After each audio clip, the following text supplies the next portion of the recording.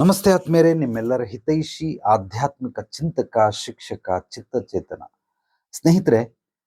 ಸುಬೋಧಿನಿ foundation ಅಲ್ಲಿ 5 ಪಂಚತತ್ವಗಳಿದಾವೆ: ಆರೋಗ್ಯ, ಸಮೃದ್ಧಿ, ಸಂಬಂಧ, ಧ್ಯಾನ, ಆಧ್ಯಾತ್ಮ. ಸೊ ಇದ್ರ ಬಗ್ಗೆ ದಿನನಿತ್ಯ ನಿಮಗೆ ವಿಡಿಯೋಗಳನ್ನು ಮಾಡ್ತಾ ಇರ್ತೀನಿ. ನೀವು ಕೇಳಿದಂತಹ ಪ್ರಶ್ನೆಗಳಿಗೆ ಈ 5 ವಿಷಯಗಳಲ್ಲಿ, ಮೂಲಗಳಲ್ಲಿ ಅಡಕವಾಗಿರುತ್ತೆ. ಅದನ್ನು ನೀವು ತಿಳ್ಕೊಳ್ಬಹುದು. ಉದ್ಯೋಗಂ ಪುರುಷ ಲಕ್ಷಣಂ ಅಂತ ಹೇಳ್ತಾರೆ. ಪ್ರತಿಯೊಬ್ಬ ಮನುಷ್ಯ ಉದ್ಯೋಗವನ್ನು ಮಾಡಲೇಬೇಕಾಗುತ್ತೆ. ಕೆಲವರು ನೌಕರಿ ಮಾಡ್ತಾರೆ, ಮತ್ತು ಕೆಲವರು ವ್ಯಾಪಾರ ಮಾಡ್ತಾರೆ, ಮತ್ತು ಕೆಲವರು ಸ್ವಂತ ಉದ್ಯೋಗವನ್ನು ಸೃಷ್ಟಿ ಮಾಡಿರ್ತಾರೆ. ಸೊ ಹಲವಾರು ಜನಕ್ಕೆ ಕೆಲಸಗಳನ್ನು ಕೊಟ್ಟಿರ್ತಾರೆ. ಉದ್ಯಮಿಗಳು ಅಂತ ಕರಿಬಹುದು ನಾವು. ಸೊ ಇಂಥವ್ರನ್ನೆಲ್ಲ ನಾವು ಈ ವ್ಯಾಪಾರದಿಂದನೇ ನಾವು ಹಣ ಗಳಿಸ್ಬೇಕು, ವ್ಯಾಪಾರದಿಂದನೇ ಲಾಭ ಪಡ್ಕೊಳ್ಬೇಕು, ವ್ಯಾಪಾರದಿಂದನೇ ಶ್ರೀಮಂತಿಕೆ ಬರುತ್ತೆ ಹೊರತು ಖಂಡಿತವಾಗ್ಲೂ ವ್ಯಾಪಾರದಿಂದ ನಾವು ಬಿಟ್ಟು ಬೇರೆ ಯಾವುದೋ ಒಂದು ರೂಪದಲ್ಲಿ ಮಾಡ್ತೀನಿ ಅಂದರೆ ಅದಕ್ಕೆ ಸಾಧ್ಯವಿಲ್ಲ. ಅದು ನೀತಿ ಮತ್ತು ಧರ್ಮ ಇದು ಎರಡನ್ನೂ ಹೊಂದಿರೋದಿಲ್ಲ. ಆದ್ದರಿಂದ ಈ ವ್ಯಾಪಾರದಲ್ಲಿ ಸಮೃದ್ಧತೆ ಬೇಕು ಅಂದರೆ ವ್ಯಾಪಾರ ಮಾಡಬೇಕಾಗುತ್ತೆ. ಕೆಲವರು ವ್ಯಾಪಾರದಲ್ಲಿ ಸೋಲೋದೇನಕ್ಕೆ ಅಂತಂದರೆ, ಸಾಕಷ್ಟು ಜನ ಏನು ಮಾಡ್ತಾರೆ, ನೀರಿಗೆ ಇಳಿದು ಬಿಡ್ತಾರೆ, ಈಜು ಬರದೇನೆ. ಬಾವಿಗೆ, ಬರೀ ನೀರಿಗಲ್ಲ, ಬಾವಿಗೆ ಇಳಿದು ಬಿಡ್ತಾರೆ. ಅಕಸ್ಮಾತ್ ತಪ್ಪಿ ನೀವೇನಾದರೂ ಬಿದ್ದಿದ ತಕ್ಷಣನೇ ಈಜು ಕಲ್ತಿಲ್ಲ ಅಂದರೆ ಸೀದಾ ಮುಳುಗೋಗ್ಬಿಡ್ತೀರ, ಸತ್ತೋಗ್ಬಿಡ್ತೀರ. ವ್ಯಾಪಾರನೂ ಕೂಡ ಒಂದು ರೀತಿ ಈಜಿದ್ದಂಗೆ. ಅದು ಬಾವಿಲಿರೋ ಈಜು. ಏನೋ ಕೆರೆಯಲ್ಲಿ ಒಂದು ಒಕ್ಕಳ ಗಾತ್ರ ಬರ್ತದೆ ನೀರು ಅಂತ ಏನೋ ಬದುಕ್ಬಿಟ್ಟು ಬಂದ್ಬಿಡ್ಬೋದು, ಖಂಡಿತವಾಗ್ಲಿಲ್ಲ. ಆಳವಾಗಿರುತ್ತೆ. ಸುಮಾರು 5 ಆಳು 6 ಆಳು ಅಂದರೆ 50 ಅಡಿ 60 ಅಡಿ ಆಳಗಳಿರ್ತವೆ ಬಾವಿ. ಅದೇ ರೀತಿ ವ್ಯಾಪಾರನೂ ಅಷ್ಟೇ. ಸಮಾಜದಲ್ಲಿ ವ್ಯಾಪಾರ ಮಾಡ್ತೀನಿ ಅಂದರೆ ಈಜು ಬರದರೆ ಏನಾದರೂ ಬಾವಿಗೆ ಇಳಿದ್ರೆ ಮುಳುಗೋಗ್ಬಿಡ್ತೀರ. ದಯಮಾಡಿ ಈಜು ಬರದರೆ ಬಾವಿಗೆ ಇಳಿಬೇಡಿ. ಈಜು ಬರೋದು ಅಂದರೆ ಮೊದಲು ನೀವು ಯಾವ ವ್ಯಾಪಾರವನ್ನು ಮಾಡ್ತಾ ಇದ್ದೀರಾ ಇದ್ರ ಬಗ್ಗೆ ಸಂಕ್ಷಿಪ್ತವಾದ ಮಾಹಿತಿ ನಿಮಗಿರಬೇಕು. ಅದರ ಒಂದು ಅರಿವು, ತಿಳುವಳಿಕೆ ಇರಬೇಕು. ನಿಮಗೆ ಆ ಒಂದು ವ್ಯಾಪಾರದಲ್ಲಿ ನೀವು ಎಕ್ಸ್ಪರ್ಟಾ, ಸ್ಪೆಷಲಿಸ್ಟಾ ತಿಳ್ಕೊಳ್ಳಿ. ಯಾರೋ ನಿಮಗೆ ಒಂದು ಉತ್ಸಾಹ ತುಂಬಿಟ್ರು, ಮೋಟಿವೇಶನ್ ಮಾಡಿಬಿಟ್ರು, ನಾನು ಮಾಡ್ಬಿಡ್ತೀನಿ, ತಿಂಗಳಿಗೊಂದು 10 ಲಕ್ಷ ಸಂಪಾದನೆ ಮಾಡ್ಬಿಡ್ತೀನಿ, ಖಂಡಿತವಾಗ್ಲೂ ಸಾಧ್ಯವಿಲ್ಲ. ಬಹಳ ಬಹಳ ಕಷ್ಟ. ಆದ್ದರಿಂದ ಅದರ ಬದಲು ಎಲ್ಲೋ ಒಂದು ಕಡೆ ಹೋಗಿ ಕೆಲಸ ಮಾಡೋದೇ ಎಷ್ಟೋ ವಾಸಿ.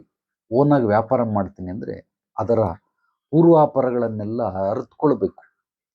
ಅದರ ಆಗು ಹೋಗುಗಳನ್ನೆಲ್ಲ ಸಂಪೂರ್ಣವಾಗಿ ನಾವು ತಿಳ್ಕೊಂಡಾಗ, ಎಚ್ಚರಿಕೆ ಜಾಗೃತಿಯೊಂದಿಗೆ ನಾವು ಹೆಜ್ಜೆ ಇಟ್ಟಾಗ, ಪ್ರಜ್ಞಾವಂತಿಕೆ ವಿವೇಚನೆಯೊಂದಿಗೆ ವ್ಯಾಪಾರದ ಒಂದು ಒಳದೃಷ್ಟಿಯನ್ನು, ಸೊ ಅದರಲ್ಲಿ ಯಾವ್ಯಾವ ಡಿವಿಷನ್ಗಳಿದೆ ಎಲ್ಲ ಡಿವಿಷನ್ಗಳನ್ನು ಸಂಪೂರ್ಣವಾಗಿ ನಾವು ತಿಳ್ಕೊಂಡಾಗ, ಸಂಪೂರ್ಣವಾಗಿ ತಿಳ್ಕೊಳ್ಳೋದು ಬಹಳ ಬಹಳ ಕಷ್ಟ. ಅಟ್ಲೀಸ್ಟ್ ಬೇಸಿಕ್ ನಾಲೆಡ್ಜ್ ಆದರೂ ಇದ್ದರೆ ನಾನು ತಡಿಬಲ್ಲೆ, ನಾನು ಮಾಡಬಲ್ಲೆ, ಖಂಡಿತವಾಗ್ಲೂ ನನಗೆ ನಂಬಿಕೆ ಇದೆ ಅನ್ನೋ ವಿಲ್ ಪವರ್ ನಿಮಗಿದ್ರೆ ಖಂಡಿತವಾಗ್ಲೂ ನೀವು ಶುರು ಮಾಡಬಹುದು.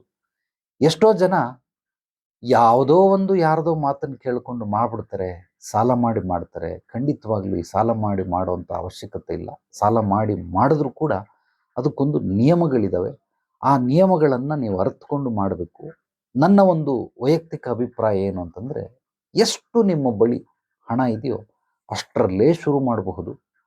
ಅದನ್ನೇ ನಿಧಾನವಾಗಿ ಬೆಳೆಸ್ಕೊಂಡು ಹೋಗ್ಬೋದು. ಇದು ಅತ್ಯದ್ಭುತವಾದ, ಎಲ್ಲದಕ್ಕಿಂತ ಬಹಳ ಫಲಿತಾಂಶ ಕೊಡುವಂತಹ ಒಂದು ಸಿದ್ಧಾಂತ. ನಿಮ್ಮ ಹತ್ರ ಎಷ್ಟಿದೆ ಅಷ್ಟರಲ್ಲೇ ಶುರು ಮಾಡಿ ನಿಧಾನವಾಗಿ ಹಂತ ಹಂತವಾಗಿ 1 ರೂಪಾಯಿಂದ 10 ರೂಪಾಯಿ, 10 ರೂಪಾಯಿಂದ 100 ರೂಪಾಯಿ, 100 ರೂಪಾಯಿಂದ 1000 ರೂಪಾಯಿ, 1000ದಿಂದ ಲಕ್ಷ ರೂಪಾಯಿ, ಲಕ್ಷದಿಂದ ಕೋಟಿ ರೂಪಾಯಿ, ಹಂತ ಹಂತವಾಗಿ ನಾವು ಬೆಳೀತಾ ಹೋಗ್ಬೇಕು ಹೊರತು ನೀವು ಹೇಳೋ ರೀತಿಯಲ್ಲಿ ಪಟಕ್ ಅಂತ ಹೋಗಿ 1 ಕೋಟಿ ತಂದ ಹಾಕದ, ಮುಳುಗದ, ಬಿದ್ದ ಸುಮಾರು ಜನ ವ್ಯಾಪಾರದಲ್ಲಿ ನಷ್ಟ ಹೊಂದಿ ಜೀವ ಕಳ್ಕೊಂಡವ್ರು ಎಷ್ಟೋ ಜನ ಇದ್ದಾರೆ.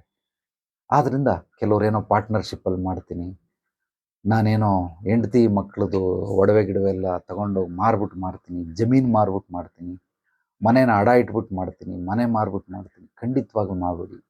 ನಿಮ್ಮೆಲ್ಲರಿಗೂ ನನ್ನ ಗುರುಗಳು ಹೇಳ್ಕೊಟ್ಟಂತಹ ಮಾರ್ಗದರ್ಶನವನ್ನೇ ನಿಮಗೂ ಹೇಳ್ಕೊಡ್ತೀನಿ. ನಾವೆಲ್ಲರೂ 4 ರೀತಿ ನಿರ್ಧಾರಗಳನ್ನು ತಗೊಳ್ಳೇಬೇಕಾಗುತ್ತೆ, 4 ರೀತಿ ಕೆಲಸಗಳನ್ನು ಮಾಡಲೇಬೇಕಾಗುತ್ತೆ, 4 ರೀತಿ ಸಮಸ್ಯೆಗಳಿಗೆ ಪರಿಹಾರಗಳನ್ನು ಕಂಡುಕೊಳ್ಬೇಕಾಗುತ್ತೆ. ಈ 4 ರೀತಿಯಲ್ಲಿ ಸಣ್ಣದು, ಮಧ್ಯಮ ಗಾತ್ರದ್ದು, ಇದು ಏನೋ ಒಂದು 5,000 10,000 ರೂಪಾಯಿ ನಷ್ಟ ಆದರೂ ನಾವು ಅದನ್ನು ಭರಿಸ್ಕೊಳ್ತೀರಿ, ಖಂಡಿತವಾಗ್ಲೂ ರಿಕವರ್ ಮಾಡಬಹುದು. ದೊಡ್ಡದು ಬೃಹದಾಕಾರವಾಗಿರೋದು ಇದೆಯಲ್ಲ, ಇದೆಲ್ಲ ಲಕ್ಷಾಂತರ ರೂಪಾಯಿ, ಕೋಟ್ಯಾಂತರ ರೂಪಾಯಿ ಅಂತದ್ದು. ಇಂಥ ಸಮಸ್ಯೆಗಳನ್ನಾಗಲಿ, ನಿರ್ಧಾರಗಳನ್ನಾಗಲಿ, ಕೆಲಸಗಳನ್ನಾಗಲಿ ನಾವು ಇನ್ನೊಬ್ಬರ ಸಹಾಯವಿಲ್ಲದೇನೆ, ಇನ್ನೊಬ್ಬರ ಮಾರ್ಗದರ್ಶನವಿಲ್ಲದೇನೆ, ಅದರ ಬಗ್ಗೆ ಪರಿಪೂರ್ಣವಾಗಿ ತಿಳ್ಕೊಳ್ಳದೇನೆ ನಾವು ಏನಾದರೂ ದೊಡ್ಡದು ನಿರ್ಧಾರಗಳು, ಸಮಸ್ಯೆಗಳು, ಕೆಲಸಗಳನ್ನು ಮಾಡಿದ್ರೆ ಇದರಲ್ಲಿ ಕೈ ಸುಟ್ಕೊಳ್ತೀರಿ. ಯಾವ ಮಟ್ಟಕ್ಕೆ ಬರ್ನ್ ಆಗುತ್ತೆ ಅಂತಂದರೆ, ಅದು ಸರೋಗೋದಕ್ಕೆ 10 ವರ್ಷ ಹಿಡಿಬಹುದು, 20 ವರ್ಷ ಹಿಡಿಬಹುದು, ಅಥವಾ ಒಂದು ಜೀವನ ಪೂರ್ತಿ ಹಿಡಿಬಹುದು. ಆದ್ದರಿಂದ ಆ ರೀತಿ ಕೆಲಸಗಳನ್ನು ಮಾಡಬೇಡಿ.